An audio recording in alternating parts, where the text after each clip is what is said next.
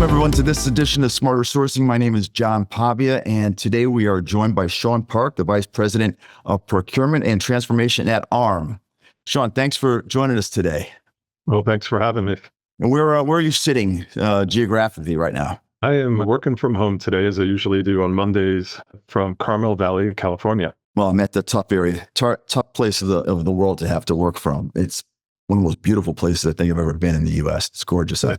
It's 70 degrees, dry and sunny. And remind me, is there different from Carmel and Carmel by the Sea, two different towns in terms of, it was Clint Eastwood the mayor of both? Yeah, in fact, there was an article recently in the New York Times about it, talking about the differences in the town. So Carmel Valley is more rural. There are lots of horse farms and vineyards and cattle farms even. And then Carmel by the Sea is a kind of Tony town with many excellent restaurants, Michelin star, wonderful inns, and so forth. Expensive shopping, more than I can afford, certainly, but and a great beach, beautiful place, and a wonderful beach indeed. Beautiful, especially if you like dogs. Very dog friendly. Yeah, I remember that. So you are in an incredible space right now in terms of the not Carmel, that's incredible too, but with what's going on in the world with semiconductors and I mean just the whole world now being driven by AI and companies like yours and everything, all the technology that goes into it. I think you're in an incredible spot at an incredible time. But how'd you get there? And I'd love for our viewers and our listeners to get a sense of how you ended up where you are today. Yeah, so it's a very convoluted, or most are. Very convoluted story indeed. Very few of us wake up in the morning someday in high school and say, wow, I really want to get into procurement. I'm telling you, out of the 20 something interviews I've done, that's probably the most common response to when I ask the question, how'd you end up here? Yeah. So to provide not too long of an answer, I grew up in New York. I went to school in Arizona. While I was there, I had spent a semester in Germany and visited Prague a few times. Upon graduation, and my major was actually international relations, and upon graduation was sitting in the swimming pool trying to figure out where we would move, my future wife and I. And we thought about New York and San Francisco. And so during the studies in Germany, I visited Prague. This is early 90s, right after the wall had come down. So while I was there, I saw lots of room for opportunity for, young, ambitious people, because it was kind of the wild, wild west, except it was the wild, wild east. So really interesting time to go. And we said, we made up a plan. We were sitting in the swimming pool under the palm trees, and we said, if we did this, we can do it in about 8 months. And about 8 months later, we landed. We didn't have jobs. We didn't speak the language, didn't know anybody, and didn't have any place to stay. What could go wrong? What a great plan. So it worked out great, though. We ended up there for 2 years, had a great experience. I was working for a Dutch company at the time. And when I said, I studied international relations, I feel like my lack of theoretical business knowledge is holding me back. I want to do an MBA. And I told them, I was thinking Columbia, NYU, Texas, UCLA, et cetera. And they said, well, what about this, a school in Rotterdam? It's Erasmus University. I checked it out and interviewed with them and got to know some of the people. And ultimately, I decided I want to be in international business. Why do that in the States? And so only about 12% of the population at that school was American. So I learned so much culturally, but also about different working environments around the world. And then obviously... Can I ask, was the MBA program in English? It was in English, yes. Yeah. But students from all over the world, about 130 students. I think we had about 50 countries represented. It was just incredible. So upon graduation, I'd been recruited by Philips Electronics, and I spent some time in Holland, further time in Holland, and in Hamburg, Germany, and then eventually to Sao Paulo, Brazil, where I spent a year.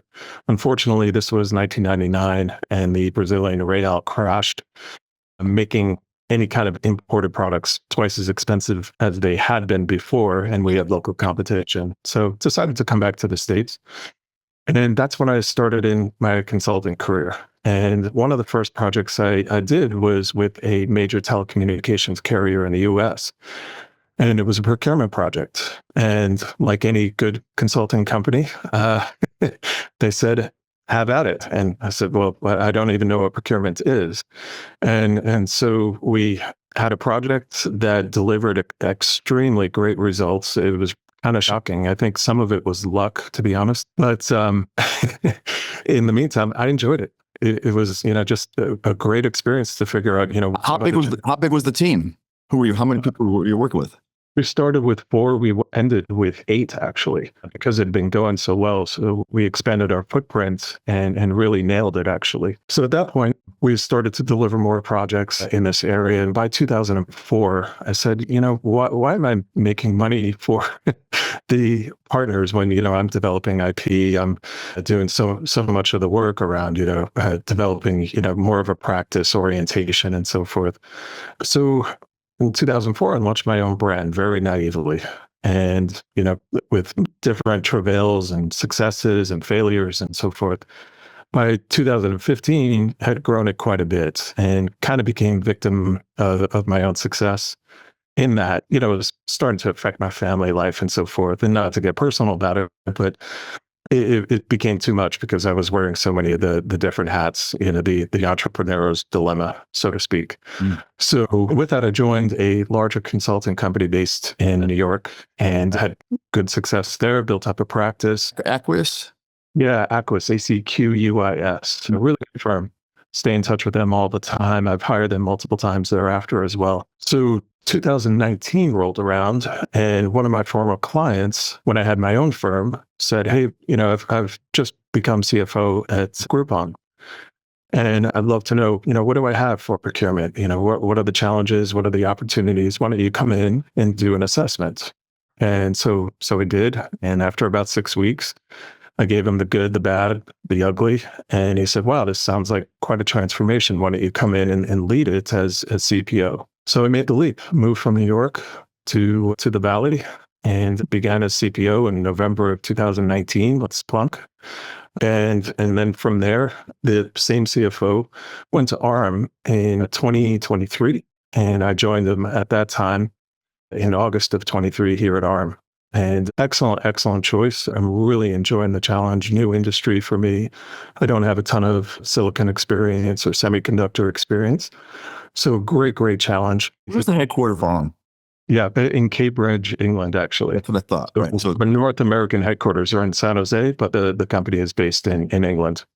Charming town. I was just there last week. And how big is the company there in terms of people size versus what the office you work out of? I don't know the exact numbers, but I would say in Cambridge, it's roughly half the company, approximately. It's about 8,000 people total globally. And in San Jose, I believe we have about 300 people. So significantly smaller, but there are so many of the engineers and support functions and so forth based in Cambridge. Yeah. And so now you've been here for how long now? Coming up on 2 years. So now you've been with ARM for 2 years. And man, you've seen a lot, especially I think in the what's happened between 23, 24, 25, and the world of trade and semiconductors and everything going on in your world. How do you plan for that? Because we've talked to so many folks in your position, and so much of it is planning, redundancy, and you don't have to be a rocket scientist to probably empathize that your world. You wake up every morning and you turn on the news, CNBC or Bloomberg or whoever, and the stuff that's going on, comments being made, tariffs and whatnot, they're going to have an impact on your life and on your business. They are. The difference for us in the semiconductor industry is that we actually don't manufacture. So we don't really have a supply chain at this point. So much of the work that we're doing is on the indirect side. There's really no direct side. We don't have logistics. We don't have warehouses. We don't really produce material goods. What we do provide are basically the architectural blueprints that companies such as NVIDIA, Qualcomm, et cetera, use to design the chips and then manufacture. So while we're impacted certainly by tariffs and different regulatory environments and so forth, it's not to the same degree, and it certainly doesn't land in the company the same way. We've been growing about 20% year over year for a couple of years now.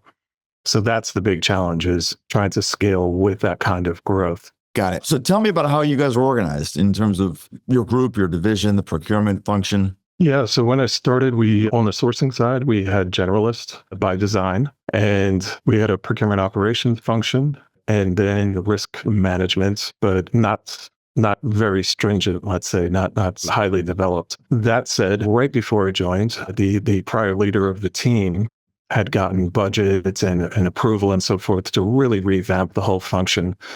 And that's where I came in basically. And so since then we've reorganized significantly. We've brought in AP as part of the team now as well, which is really helping. It's creating more of a end-to-end supply to contract to AP type function that's beginning to really roll. So that was part of it. The other part of it was the previous leader had a great idea, which was to bring in business partners, and that has been a great success because it's my view, at least, that category management is the way to go, particularly when you're at a certain scale. However, what gets lost if you don't have business partners is that focus on the stakeholders' experience and their needs. For instance, if you're talking to somebody in facilities and you say, hey, we want to develop a category strategy, they don't know what a category is. So you're already starting on your back foot.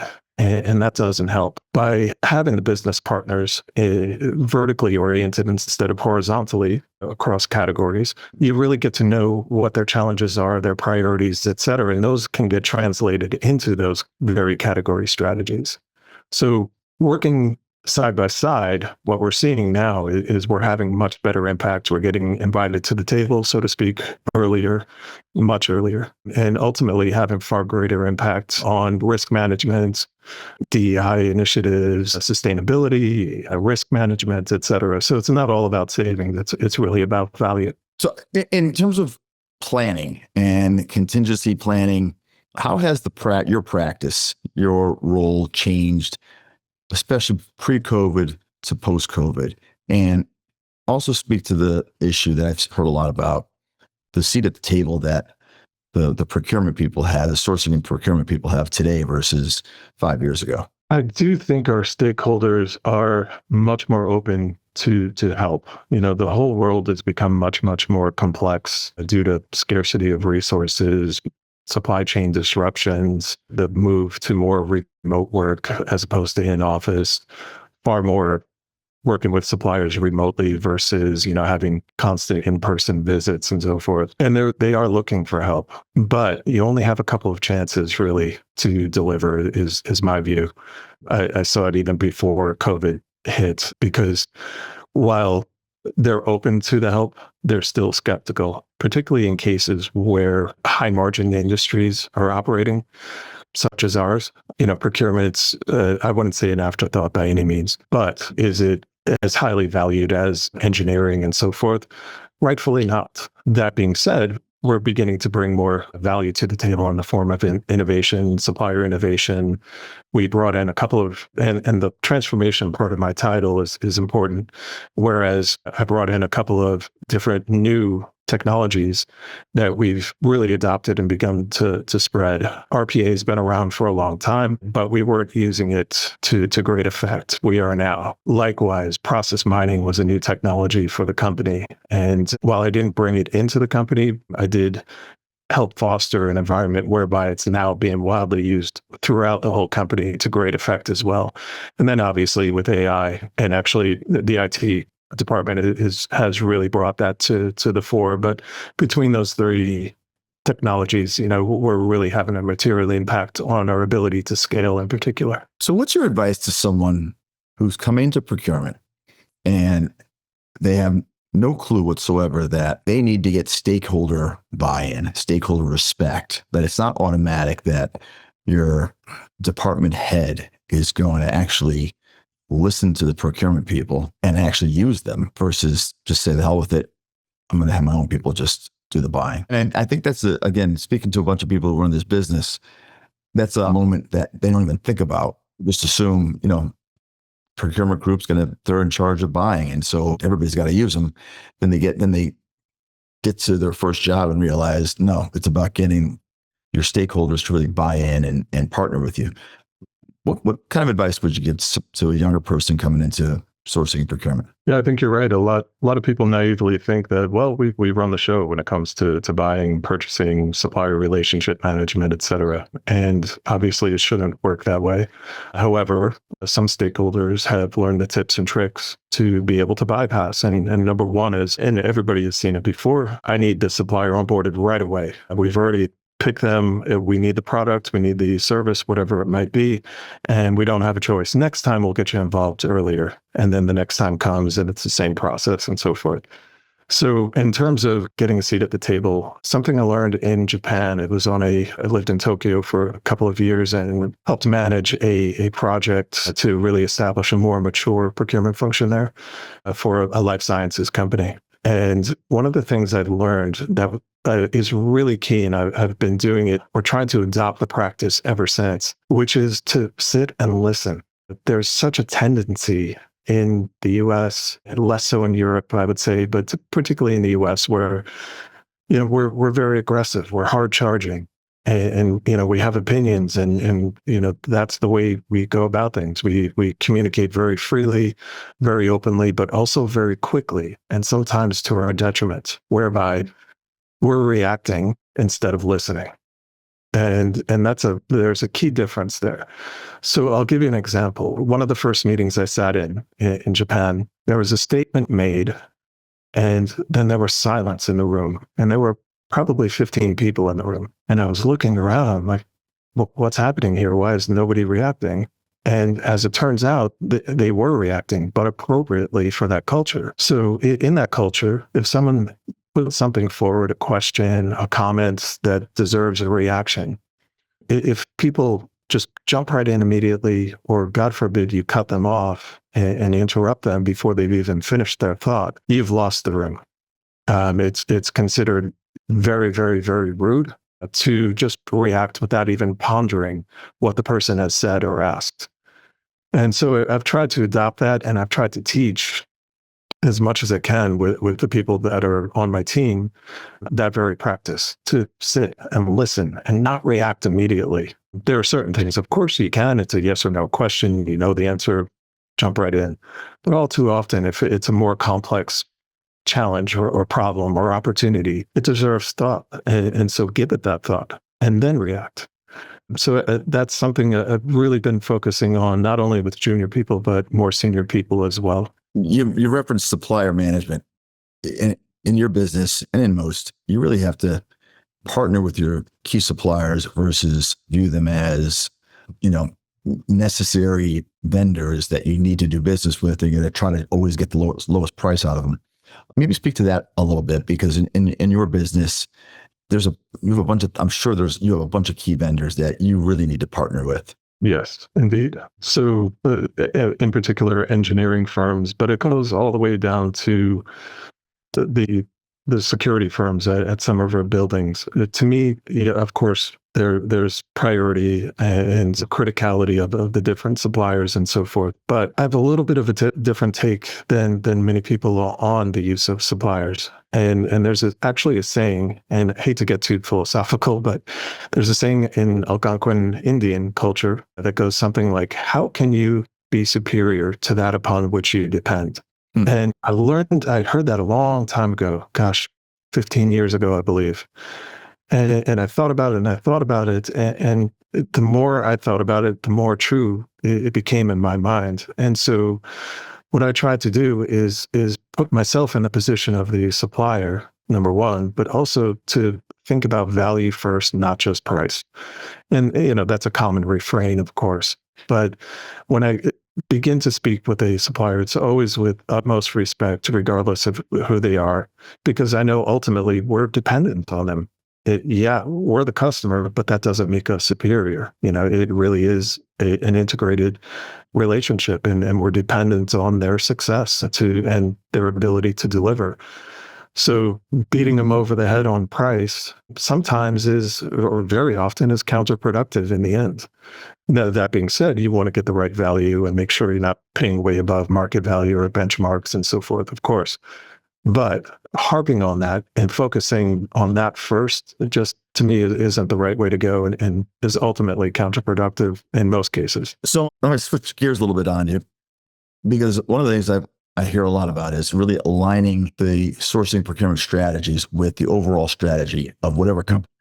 In your world, given you are in an environment and in an industry that is truly global and your competition is truly global and your industry is at the heart of it right now is in the crosshairs of a lot of things going on throughout the world.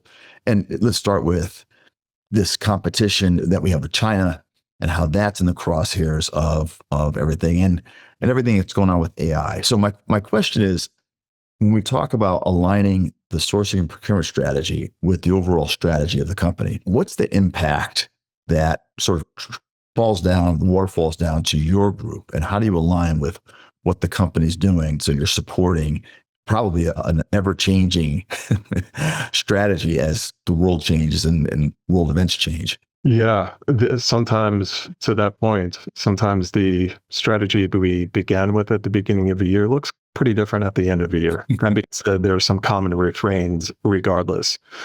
But to answer your question, the way I look at strategy is to take a look first at the overall corporate strategy, which has then been refined and distilled by the finance organization, which is where we fit. I know other organizations fit into the chief operating officer or whoever it might be. But in our case, it's with the finance group. So what we do is take a look at the overall objectives, or OSKRs, as we call them, and then develop our strategies, objectives and strategies specific to procurement and AP. So with that, I developed a long time ago an acronym and a framework for looking at strategy and then developing plans and so forth that make sense, that are aligned. So for instance, we have 4 main objectives within our group. One is risk management. To me, that's always table stakes. And that is aligned to some of those very corporate and finance objectives as well. Secondly, it's around customer experience, or stakeholder experience, I should say.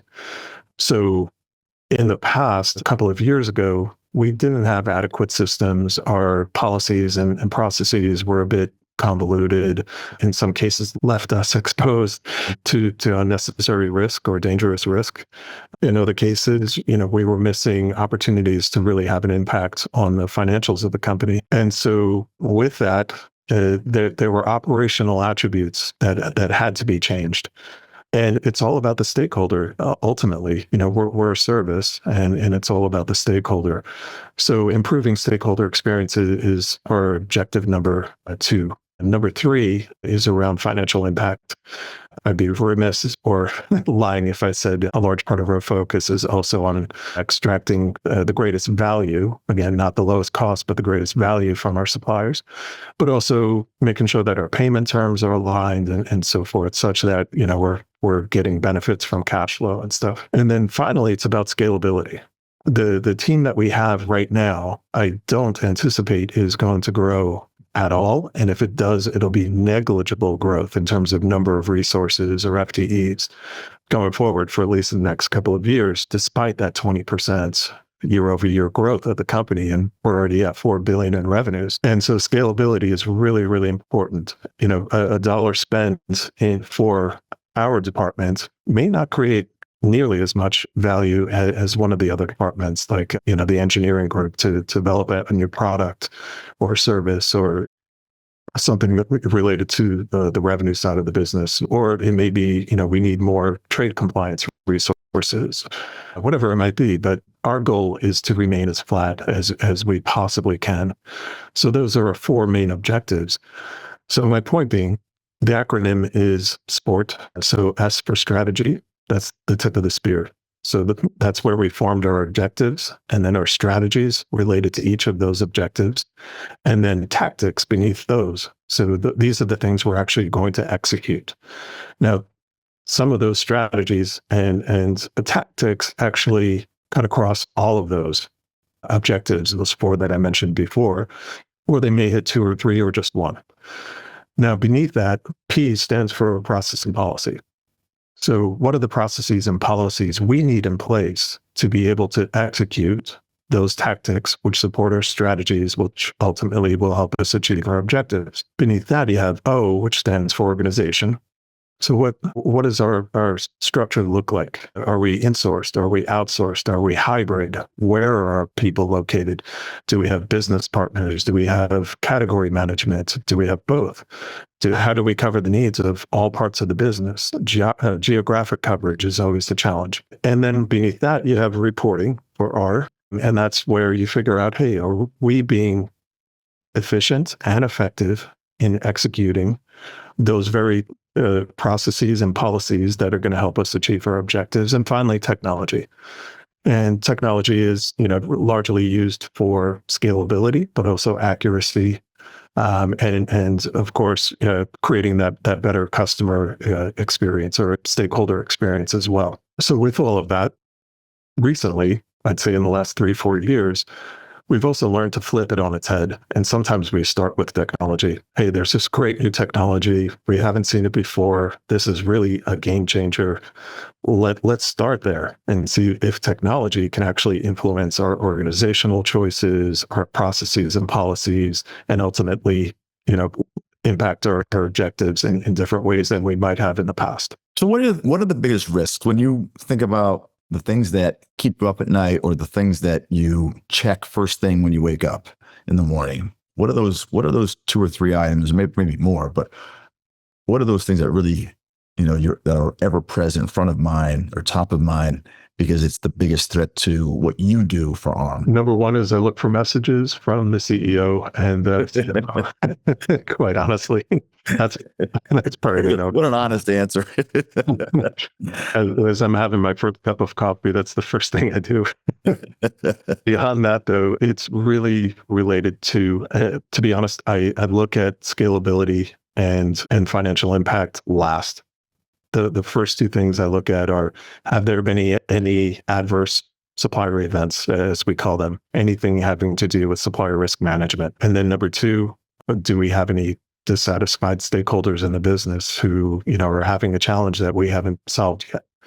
And you're looking for fires. Like I went to bed, woke up, what fires have broken out since I last looked? Correct. Yeah, those are the big things. And the first two things I'm trying to spot are risk events and unsatisfied stakeholders. That's my paramount focus, let's say. Let's talk about technology for a second. How is, in the last few years, how has technology, obviously AI, how's it changed your function, the group that you have working for you, your daily life? Well, I think the answer would be yes. It's all encompassing. Yeah. Everything from an AI solution that we implemented last year, that, our very first project, we hit the ball out of the park. We got, 18% savings, something like that. More importantly, we got it in almost no time. Wow. Whereas in the past, we would have spent, 3 weeks, a month, 6 weeks to negotiate this deal. We had it done in a couple of days. And selected the supplier, and we were already into contracting and so forth. So great benefit on the financial side, but perhaps most importantly, great stakeholder satisfaction and really quick cycle time. So I mentioned earlier, one of our goals or objectives is around scalability. And that's where we're finding AI is having an impact and will increasingly have an impact. That's number one. But number two, there are, some, for instance, predictive sourcing or predictive negotiation platforms out there that can help accelerate, savings at a great rate, maximize those savings and so forth. And ultimately AI, where we see it coming, or where we see it going, I should say, is what we would like to do is have more of a consumer experience. And we've got a goal to provide that to the business in a couple of years. There are just new possibilities that we didn't have before, using chatbots or using Slack, rather than, for instance, I have to check this system to see where this PR is. And then I have to check this system to see where the other one is, because it's in a completely different category that, we have different systems and so forth. Go to a unified platform, a simple one, like, Slack or any of the others. Type in your question and you get an immediate response just using agentic AI, basically. So that is really improving that stakeholder experience. Can you give us a story with using AI for predictive negotiation? The very first one that we did was for servers, and it was, let's say, an 8-figure total spend for this one event. And that's one where we got close to 20% savings and, virtually overnight. Once we launched the event, it was closed in a couple of days and we're off to contracting and there it was. No complaints from the business at all. And I shouldn't say no complaints. I should say, we got some accolades for that because it was done so quickly. And the service provided by these suppliers was, right on par with what we had been receiving in the past. So your AI ran a process and managed the negotiation and countered and whatnot. And exactly. Very little human intervention. Zero. Once we launched it, there was no intervention. Basically it set a, anchor price basically. And then the suppliers reacted and then there was a suggestion for improvement and then we were done. It was really remarkable. So in your industry, with what you do, are you able to see what's coming around the corner a little bit sooner than most of us? I suppose. And I'm talking about it because of, AI, semiconductors, the whole thing. Do you get, or at least have some awareness of what's around the corner a little bit before most of us do? That is a very good question. I would be lying if I said yes. Some parts of the organization certainly do, because of competitive intelligence and so forth. We're in the middle of a transformation right now, such that we will get to that point when we can actually start to look at some of those advancements being made by different parts of the AI universe and so forth. Right now, we're focused on the mission at hand to achieve those 4 objectives. So I'd be lying if I said yes. Yeah, it's amazing though, and I've asked this question to a bunch of folks, where do they see AI really having a crazy enormous impact on a certain industry, a certain aspect of it? And I had a great answer. One gentleman spent a lot of years as a CFO of some large companies talking about long haul trucking. He thought that when we got autonomous vehicles, and then you get to long haul trucking where you don't need, maybe you need a human being in the cab, but they don't have to be driving the whole time. They can be just letting the truck drive itself. But you don't think, or at least I didn't think, boy, you can let AI just run a whole RFP and actually do the negotiation and come to a closed deal. Yeah, it took a little bit of effort up front to set up the right negotiation strategy, meaning, the quote unquote anchor price and so forth, understanding, the needs, laying them out clearly to the suppliers and so forth. So it's not completely automated, but there's the initial setup that's manual. And then the process was run through the agents basically. And then once that was done, we picked it up and got into contracting. So I think that's a great use case. There are many others. Was it done in-house or did you have a third party give you guidance on how to do it? It's a third-party platform. In fact, we did not develop a homegrown solution or anything like that. We may, when it comes to the time to actually, develop that consumer experience, but that remains to be determined. There are lots of different strategies around that, homegrown using, any of the AI platforms, OpenAI, et cetera, or ChatGPT, et cetera, to help with that. There's RAG providers, et cetera, or we could do it completely in-house, which would be possible as well. Right now we're so focused on our end customers and so forth that we're using, and we've had many successful projects using third-party resources or platforms and so forth to automate all the way from the most base forms of AI, which I would say is really RPA is the most base form. Is it really AI? You could argue it either way, I suppose. But the way I look at it is it's the most base form all the way up to agentic and beyond. Now I'm really curious to see what comes up after agentic. Yeah, me too. So I know we've gone over, but let me finish with some way I told you before was our lightning round questions and just some quick questions, quick answers to the following. What was your biggest learning in 2024 coming into 2025? That what was relevant in 23 was not relevant in 24 necessarily.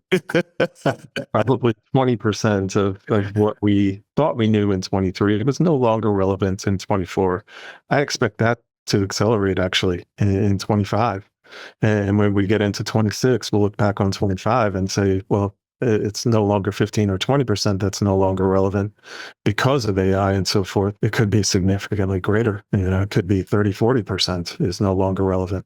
It's amazing how some things that have been the same for decades are now changing in front of our eyes. So sticking with that, what's the most significant change you're making in your sourcing procurement strategy as we speak right now, planning for 26 and beyond? At the behavior level, it's really around change management. I think that is a forgotten skill or neglected skill, let's say, that we need to really develop a muscle in. Right now, I think we don't have a strong enough muscle in that area. So that's on the behavior point.